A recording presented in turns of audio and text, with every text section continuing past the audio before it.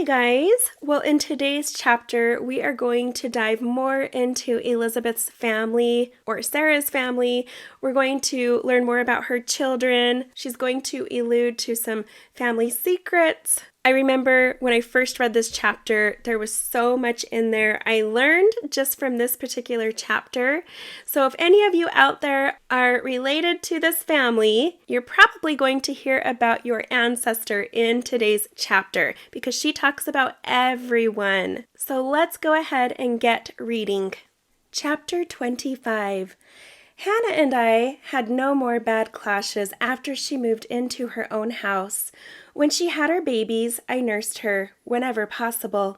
If I was having one of my own near the same time, they got another midwife. She had 8 children, and they all grew up and married and had families. Her first 2 were girls, as I have told you. Her third was a boy, born December 7th, 1873. She named him Thomas William for his father. Then came Nephi, born August 5th, 1875, followed by Edmund, born May 3rd, 1877. Prudence was born March 4th, 1880, and William Porter, born April 2nd, 1882. Then David, born June 17th, 1884. All were born in Centerville, as were all of mine by T.W. My remaining children were George Alma. We called him Alma, born after Sarah Aveline. She hated the name, and when she grew up, she changed it to Evelyn. Alma was born March 27th, 1876. He was such a sweet dispositioned child, kind and thoughtful of others, always. When he was in his 14th year, there was a dreadful epidemic of diphtheria that hit our town. He caught it, and I sat up with him night after night, doctoring him. The medicine prescribed at the time was to mix 1 teaspoonful of carbolic acid in 1 glass of water and give it to the patient whenever he began to cough or choke. You see, the disease formed in its victim's throat and grew rapidly, coating the entire throat passage with a thick coating of germs that closed off the breathing of the patient. I did this most faithfully, but the dear boy died in spite of all I could do. It broke my heart. He died November 20th, 1889. Everyone was so terrified of the disease that they would not allow any public gatherings for funerals, and all who lost loved ones were made to bury them at night. Will and Sam went to the cemetery and dug Alma's grave, and that night we took his body to the cemetery and buried him by the light of a lantern, with wild coyotes howling around the grave so close that we could see their shadowy forms. Many children died that year. We heard of one woman whose children had the disease and died, one after the other, until she had but 1 child left. She sat by this one, nursing him as best she could, yet so exhausted that she scarcely knew what she was doing. Then, when the boy began to choke, she reached for the medicine and mistakenly poured out a teaspoonful of the clear carbolic acid from the bottle and poured it down the child's throat, realizing too late her dreadful mistake. He began to cough and cough. Then, to her utter amazement, he vomited up great chunks of the coating from his throat. It seems that when the carbolic entered his throat, it was absorbed into the masses of coating, dislodging it, and he coughed it up and was spared from death, and he got well. But of course, no one else ever dared to try that, for fear of killing their child. I sometimes wonder if I had dared to do it, if mine would have been saved. My next child, Grace Mabel, was born August 27th, 1878. She, too, was a most gentle, loving little girl. The family called her the peacemaker because she was the one who always tried to settle any dispute that came up among the children. Well, she caught the disease from Alma. They were so much alike in makeup and disposition. They played together and did everything together. Again, I did my utmost to keep her alive, but on the night of late December, just before Christmas, she began to choke. I put my hand under her head to raise her up, and she looked at me with those huge gray eyes of hers and whispered, "See, Mama, Here comes Elma. He is in a lovely little white boat, and he's beckoning me," as she collapsed in my arms and died. We buried her beside Elma in the same way he was buried. My 11th child by T.W. was Walter Eugene. He was the baby of the family. He was born the 10th of August, 1881, a quiet, sober little boy, loved and petted by us all. He had dark hair and blue-green eyes. More about each of my children later on. They say that men don't tell their wives anything, but they do. Sooner or later, T.W. worked in the store whenever he was at home, and he picked up all the news and the gossip, everything that went on, and I got it sooner or later, bit by bit. But I never came right out and questioned him. I despised idle curiosity in others, especially about personal matters, and never allowed myself to indulge in it. Much of what he learned wouldn't bear repeating either, but he told me anyway, and I kept what he said to myself. What was going on was told me voluntarily, no prying on my part. He seemed to know I was no gossip, and that what he said was safe and would not be repeated.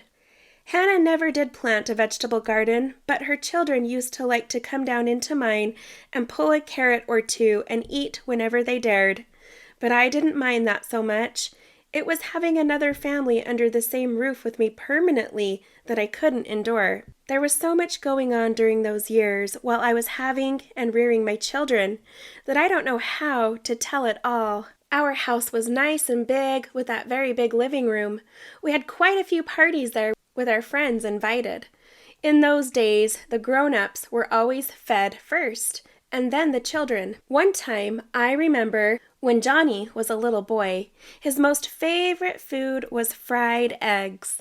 When I say party, I mean dinner party. We had one such, and the main dish was fried eggs, served on my huge blue flowered platter Mother had brought from the Isle of Man. It was the largest platter I ever saw. Your mother has it now, and she was the eldest daughter. Then it will go to her eldest daughter, and so on, as an heirloom. Well, the company were all seated around the table, and the great platter of eggs was being passed around. I guess it held about 30 eggs. Johnny stood on the stair steps in the hall and watched as the meal proceeded, his eyes on the platter of eggs.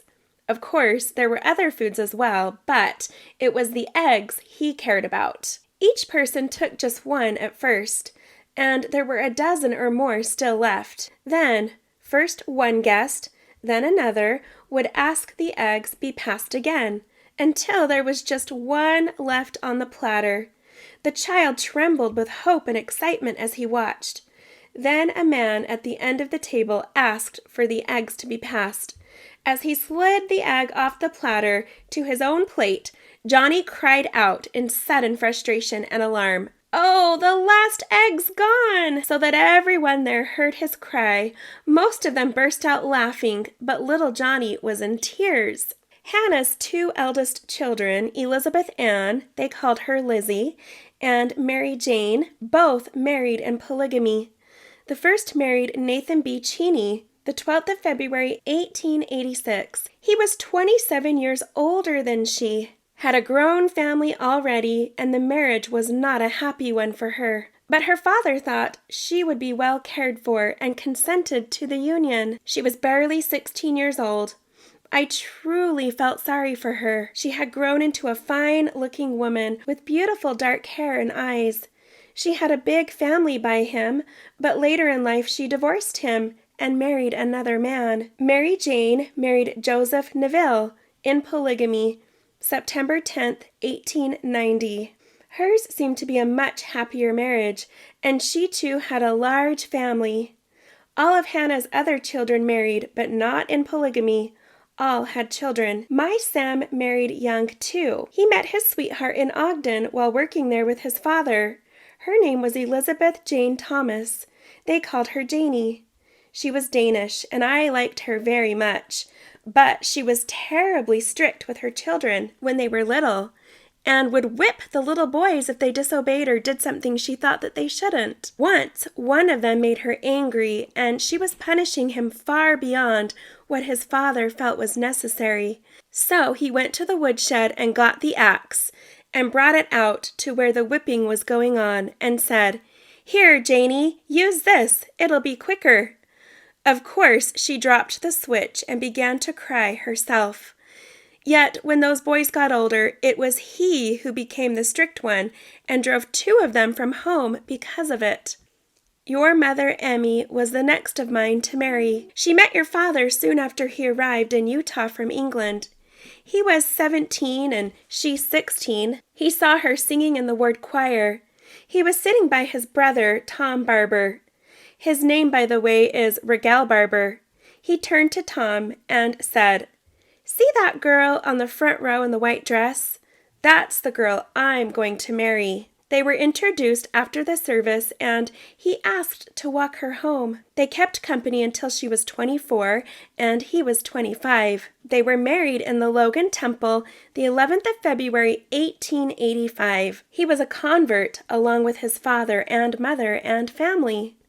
His mother died in England before they came here, and his father married her younger sister and brought the family here to be in Zion. Regal was a very hard-working, industrious young man, earned all he could and saved what he could. They lived down in the northwest part of town on a huge farm called Jennings Farm.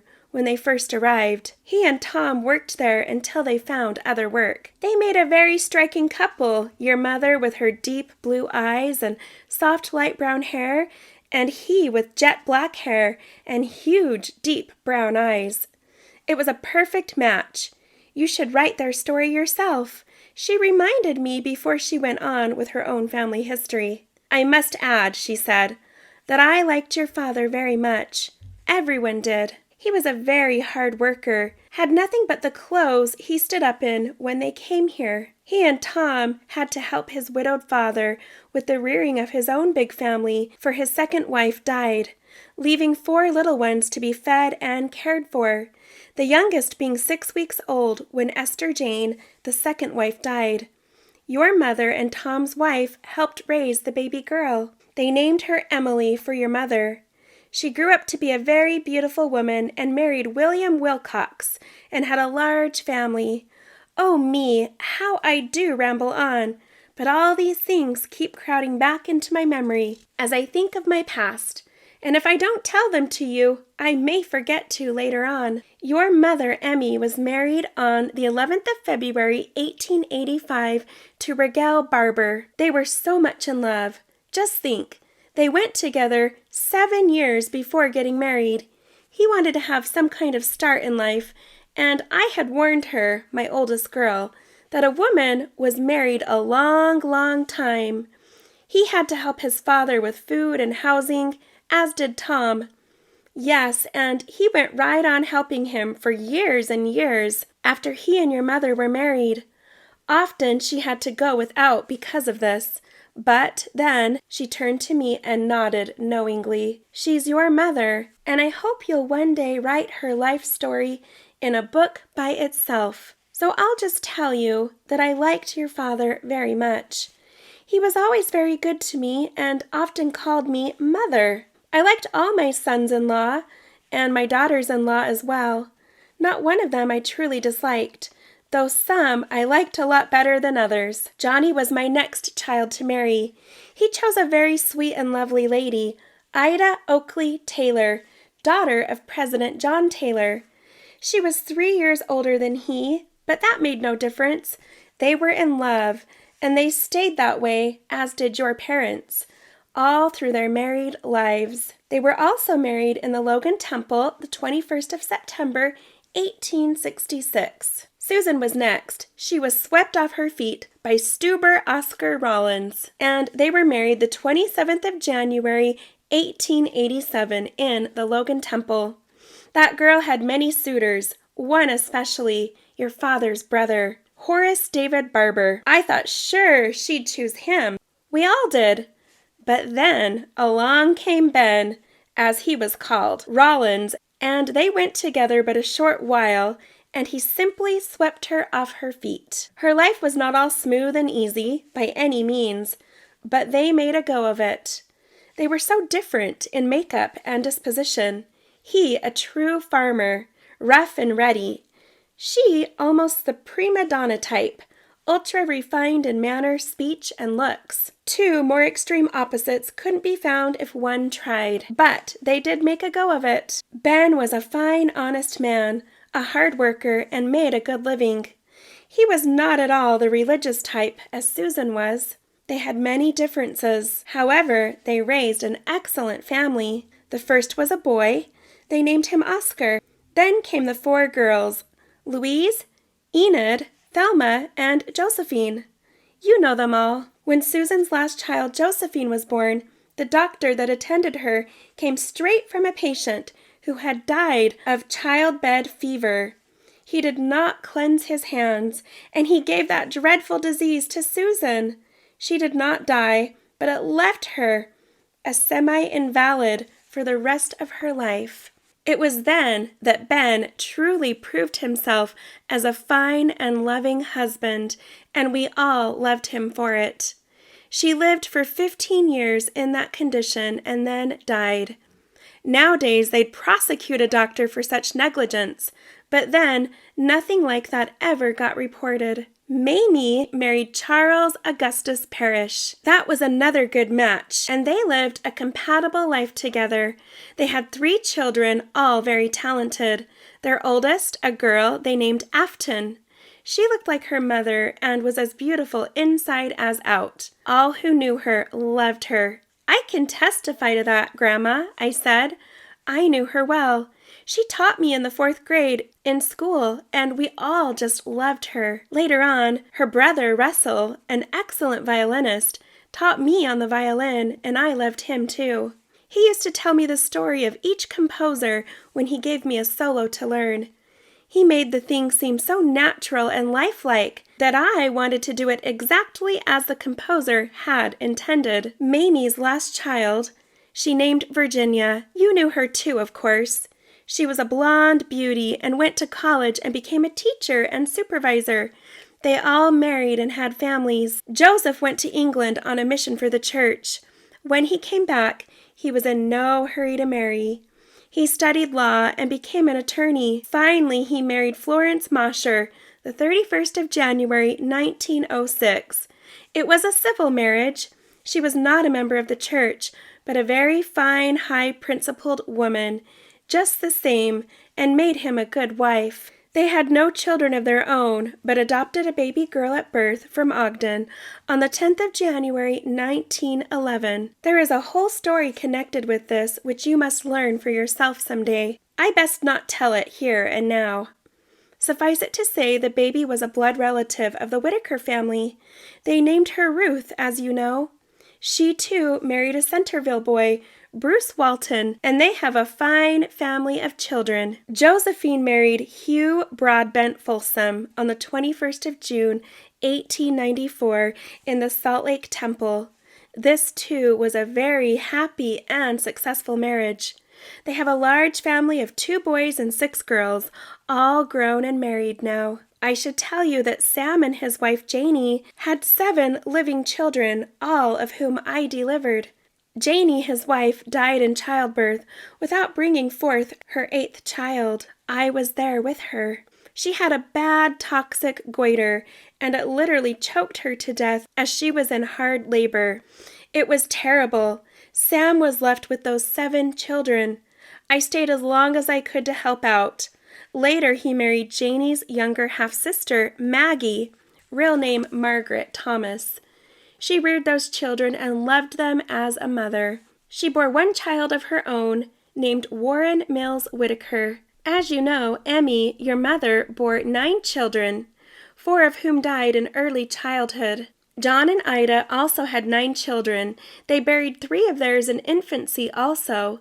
The last, a boy, was several years old when he died. Susan had 5, the first a boy, they called Oscar, then 4 girls. There were miscarriages for some of the wives, but I nursed almost all of them. But we won't go into that now, nor the family events of each, or this book would develop into volumes, though you can bet your life there are great stories to be told for each family. Perhaps we can flash back later if I think of something of real importance. Mamie had 3 living children. Afton, the eldest, a sweet, well-tempered, exquisitely beautiful child, dark hair and huge brown eyes like her mother. Russell, the boy, was handsome too, and Virginia, a lovely blonde. Evie had just 2 boys. She didn't want a big family. I really loved her husband, George Halverson. He was like a son to me, always called me mother, even though he came from a family of 11 children. His mother died when he was only 12 years old. He moved his family to California, Los Angeles, about 1910, I think it was, and built a fine law practice there as an attorney. He became very well-to-do. He'd send me money to come on the train and visit them during the 1920s and on, when I was able to travel. Walter, my youngest, ran away from home and joined the Navy when he was barely 18. I begged him not to go, but he was determined to travel and see the world. I was a widow, and nothing I could do or say stopped him. He did learn a fine trade in the Navy and became an expert dentist. He stayed back east after he got out. He met and married a fine young woman, Blanche Gerard. She was born in Southampton, Virginia, a non-Mormon. She was later baptized after they came to Utah. Yes, I remember. It was in my father's reservoir. I was just a little kid, but I can remember just as though it were yesterday, I exclaimed. It was the first and only time I ever saw an adult baptized, and also her husband. Uncle Walt was rebaptized at the same time. I'll never forget that. Yes, we were all glad to welcome her into the church. They had 4 beautiful children, 2 girls and 2 boys. I must tell more about that family later. Yes, about each family, if I live long enough. Will, my eldest child, married later. He lived with me up until that time. He had many girlfriends, but none in particular that he wanted to marry. Oh, yes, there was one. I almost forgot, though I don't see how I could. They were desperately in love. She was a darling girl, lived right here in Centerville. But then something happened. He met a girl with exquisite form and figure, a real beauty. She simply swept him off his feet, and they were married. She fibbed to him, told him she was pregnant, but she wasn't. She insisted he marry her, and he did. This is my line, who I come through. Just had to insert that in there.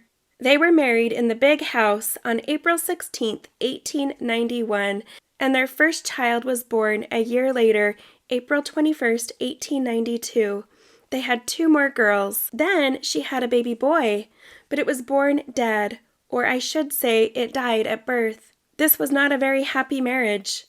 There was fault on both sides. She had a fiery temper and was easily upset, and he took to drinking. He grew worse in this bad habit, and finally their marriage fell apart. But he loved his children, and they him. Oh, life can be hard and so painful at times. I ache when I think of Will and his unhappy life. Oh, how I loved him. But I must confess, he was far more like his Uncle Charles than his own father. He could be so mischievous and sarcastic too, especially when upset. He made most of his own trouble, as do we all, if the truth were known. And that poor sweet girl he jilted, never married, and is still alive. I ache for her too. Yes, and for his wife. She was dreadfully unhappy. Most of all, I ache for the children. They suffered most of all. He never remarried, but his wife did, to a worthless scamp who abused her when their child was born, and it died at birth. T.W. took Annie with him to Ogden to cook and keep house for him and the boys. He made good there, better than in Salt Lake with his carpenter work. Annie met a man much older than she, who lived in North Ogden, later called Slaterville. He had a wife and family, but wanted her, and she married him in polygamy. They were married in the endowment house on the 6th of December, 1870. The man's name was Albert Jerome Slater. She had 11 children. Annie was a good person. She was hard-working and always did her share wherever she was. 2 of her babies died in infancy. The others all grew up, married, and had families. She loved T.W. and always called him father. Hannah's second child, Mary Jane, married Joseph Hiram Neville on the 10th of September, 1890. They had a big family of 9 children, I think. They settled in Bountiful. Hannah's third child, Thomas, married several times. His first wife, Susan Elmira Johnson, had 6 children. I'm not sure how many other children he had. Then came Nephi. He married Virginia Huntsman on the 20th of December, 1899. They had 5 children. They moved, and I lost track of them. Edmund married Elizabeth Ann Wood from Farmington and settled there. They had 8 children. All grew up and married and had families. Prudence, her 6th child, married Samuel Joseph Holt. They had 3 children and lived in Centerville part of the time. Prudence was a lovely girl. Your mother, Emmy, really loved her. Hannah's 7th child, William Porter, married twice. His first wife, Rose B. Willie, had 3 children, and she died. He then married Regina Hockley and had 6 children. He was a fine man, became well educated. They later moved up north. Pocatello, Idaho it was.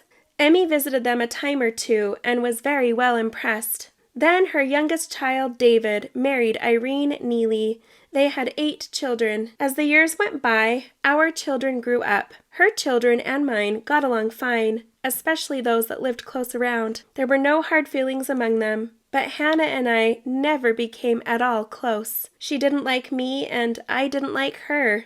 So we just left it at that. And that's it for today's reading.